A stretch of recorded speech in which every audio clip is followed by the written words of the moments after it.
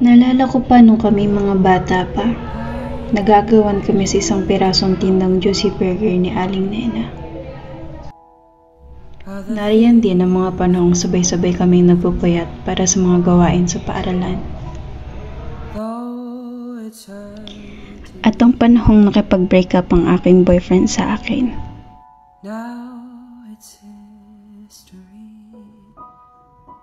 Nariyan lagi sila upang ako'y damayan. Alam nila ang magpapasaya sa akin. Isang kagat lamang ng juicy burger ay sapat na upang mapawi lahat ng sakit.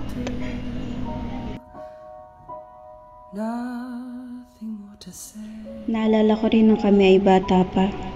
Tatakas ako kahit gabi na upang kumain lamang ng juicy burger. Nauli pa nga kami ni Aling Rosette, ang aming kapitbahay, at agarang tinawag si nanay na galit ng galit sa akin.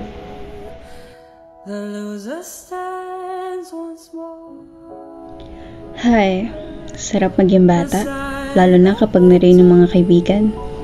Bapaw yung lungkot at problema.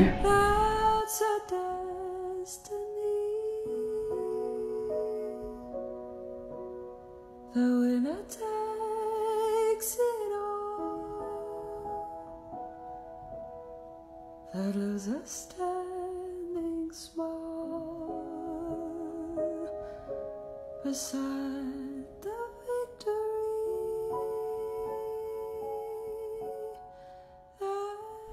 Ngunit, walang magtatagal sa mundong ito. Kailangan ko na lamang haraping mag-isa ang mga susunod na pagsubok.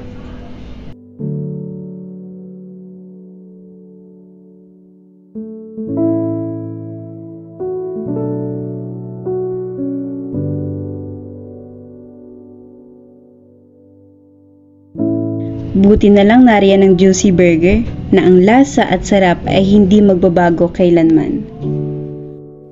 Abante ang sagot upang pangarap ay maabot.